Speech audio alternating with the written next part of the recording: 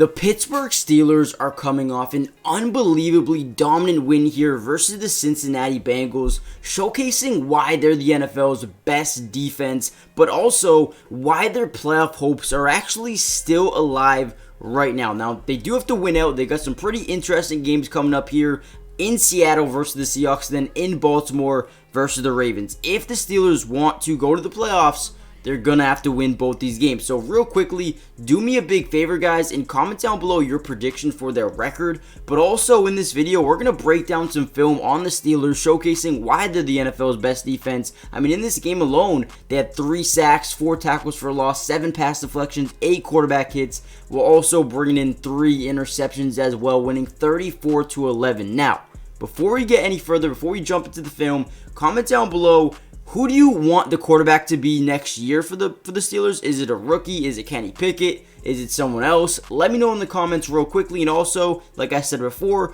do you think the Steelers will make the playoffs this season, or do you think they'll barely miss it? But without any further ado, let's jump right into the film. Alright, I've been waiting for this film to drop just so I can watch this play in particular because I wanted to know what Jake Brown was reading, but we're going to go through it right now. So we got a shotgun formation. The tight end in the backfield is actually going to block and release off the edge here. We're going to get a go out here by number 80, a quick curl by T. Higgins over the middle. Now with the defense, what we're looking at here is a Tampa 2. Now what that means, we're going to have a flat here by the corner. We're going to have a hook curl. We're going to have a mid read, a hook curl, and a flat. And then what you have on the safeties is just some deep blue. So he's going to cover this side of the field, and he's going to cover this side of the field. Now, what to break down here is 197.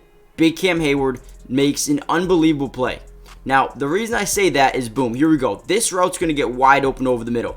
If you don't get this pressure off the edge by Cam Heyward, he's going to be able to sit in the pocket and throw this ball, or he's either going to find Tyler Boyd, who's going to run in and then to the seam, which does get open. Boom, right here gets open. However, Big 97 and Alex Highsmith coming off the edge, forcing pressure, forcing Jake Browning to roll out to the right. Now at this point, it's going to be an extremely tough throw to make. Wherever you throw this football, it's got to be on point. Jake Browning rolls out. At this point, there's nowhere else to go. And now TJ Watt is coming off the side as well. But what TJ Watt did here is didn't allow, I should say, Jake Brown to turn this up the field and get some yards. So great play there by TJ Watt. Great play by 97 Cam Heyward and Alex Highsmith as well. And then I believe that Jake Browning is looking at 83. Tyler Boyd right here, trying to get him to run to the corner, at least put up a fight for this. So he throws it up. Tyler Boyd kind of just sits there, and it ends up being an interception for Patrick Peterson. Just a great all-around play by the defensive line, by the second level, and also the third level as well. As we see here, they do an amazing job forcing a bad throw, forcing a bad decision and interception here for the Steelers to start this football game after going up early in this game. However, the Bengals were starting to drive, so this was a huge churn of momentum here for the Steelers. Alright, here we go. Real quickly, one of my favorite players in the NFL, this guy right here, number 90, TJ Watt, is already one of the most dominant pass rushers, maybe even in NFL history. That's what he's on pace for. But what we're going to see here is him explode off the edge. He has a rare combination of size, speed, athleticism, but also has insane power as well. And he also has a great high motor. So watch how this play develops. The secondary doesn't even have to do too much because, boom, he's getting right around the edge. And quite frankly, I feel bad for the Bengals having to go up against him 2 times a year, and they simply cannot stop him without holding him. And that's a hold right there. Boom, doesn't matter, gets around the edge, almost gets the first sack there, but the high motor, like we said before, keeps him in every single play, gets back up, and ends up making a big time play on the quarterback to create a 4th down. TJ Watt, absolute beast. I want to see it from the other angle here just real quickly, but man, TJ Watt is explosive, and I'm loving what he is doing here in Pittsburgh, man. It's just insane to see him explode off this edge. Boom, I mean, how many seconds did the quarterback have here before he was getting pressured? I mean, maybe 2 seconds. Unbelievable. Guys, before we jump right back into the film analysis, do me a quick favor and hit that like button just so we can help get the video out to more Steelers fans around the world. but also subscribe to the channel if you're new. It is completely free. You don't have to pay anything, and I will be posting more Steelers video for the rest of the season. And like I said, if you guys want to see some offensive film, all you have to do is comment down below offensive film, and I'll make sure to post a video covering the Steelers offense this week. Before the next slate of games, I'll make sure to cover the offense of this game. All you have to see is offensive film. If you guys want more film in general for the rest of the year, make sure you guys comment down below more film. But also check out Underdog Fantasy. They will match your first deposit up to $100, basically just giving you free money. And if you like money, that's where you can go and win some money, man. Go check it out. Use my promo code in the description. There will be a segment later on the video telling you more about it. But with that being said, let's get right back into the film. And like I said, comment down more film if you guys want more film. That will help me understand that you guys are actually enjoying the content. But let's get back into the film.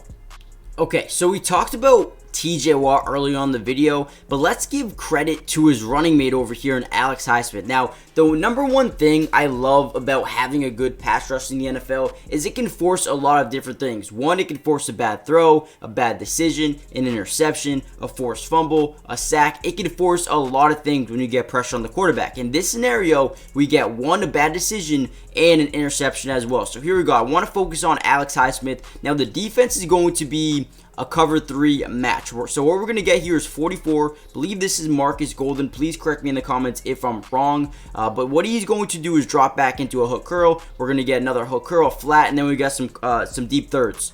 Basically, here we go. Play action fake, drops back in the pocket, immediate pressure off the edge here by 56. Whenever you line him up against a tight end, it's going to be a bad day for you. That's basically what it is. Boom, gets around the edge. So now what Jake Browning is looking at here is he understands he needs to get this football out. He's trying to look for this crosser here by Tyler Boyd. You got a clear out here, and then you got a deep dig here by T. Higgins. Now we're going to notice right here, T. Higgins looks like he's about to break open. And then Tyler Boyd, we get a soft squat on this side, which means he can just read the quarterback's eyes. Wherever he throws the football, go attack it. That's exactly what he do. Pressure off the backside by Alex Highsmith. Forces him into a quick read, a bad read, and a great pick by Eric Rowe. Beautiful play by the defense, and they continue to showcase why not only can they get to the quarterback, but they can force interceptions in the second level as well. A great return sets the Steelers up for a touchdown as well. Man, this Steelers defense is really coming alive, man. I'm telling you, this edge pressure by not only Alex Highsmith, but when you got TJ Watt in the game as well, it is extremely difficult to stop these guys. And like I said, when you can create pressure on the quarterback, you're going to force a lot of bad throws, and this is just one of them.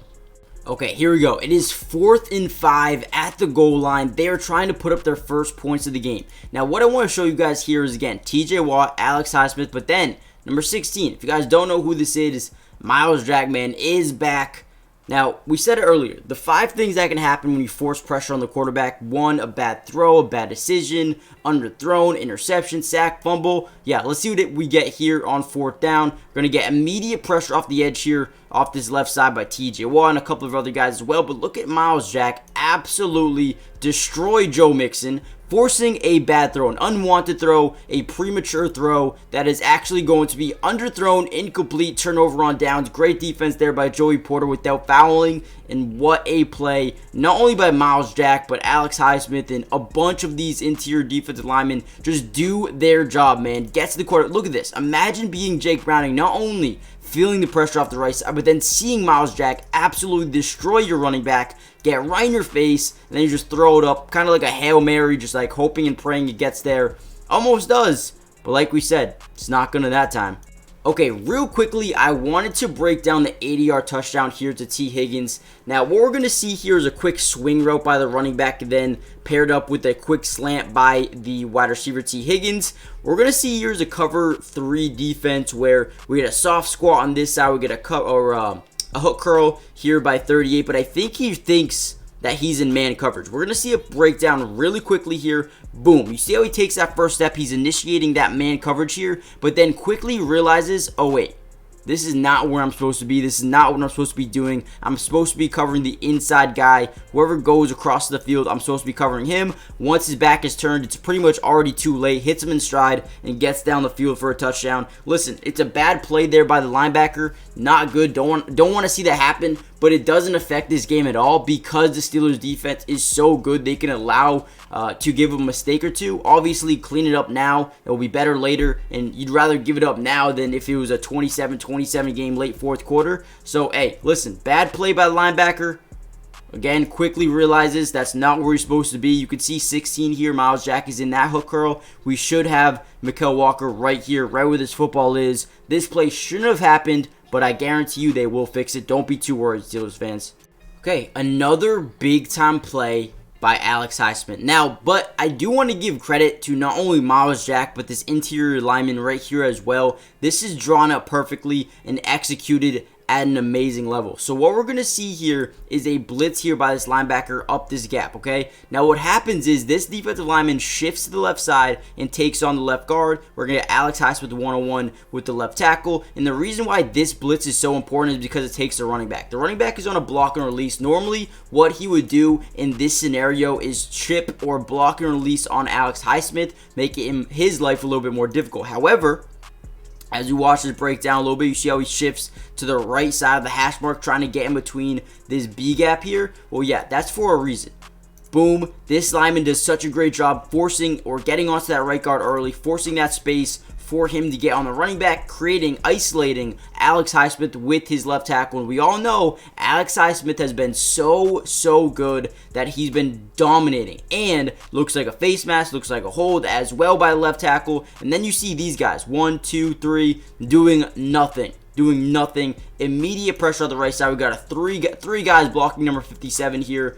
And then Alex Highsmith coming off the edge, unblocked for a sack. Guys, not only is Alex Highsmith nasty, but the play recognition or the execution by Myles Jack. Actually, it wasn't even Myles Jack, was it? This is Mykal Walker, so it's actually him. I'm sorry, I think I did say Myles Jack, but a great job by 57, by 38, and then Alex Highsmith coming off the edge, getting the sack. Amazing, just amazing.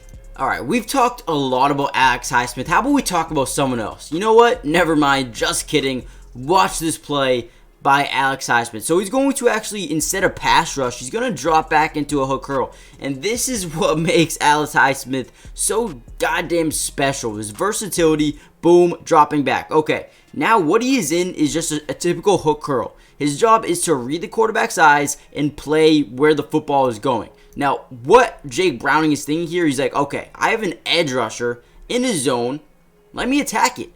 However, what he fails to recognize is Alex Highsmith isn't just no edge defender. He is a versatile, one of the best versatile linebackers in the NFL as an edge rusher. Can drop back into coverage a little bit as well. And he showcases it here. Reads the quarterback's eyes. The quarterback thinks he can out-throw him because maybe he's not as quick as some other linebackers, maybe.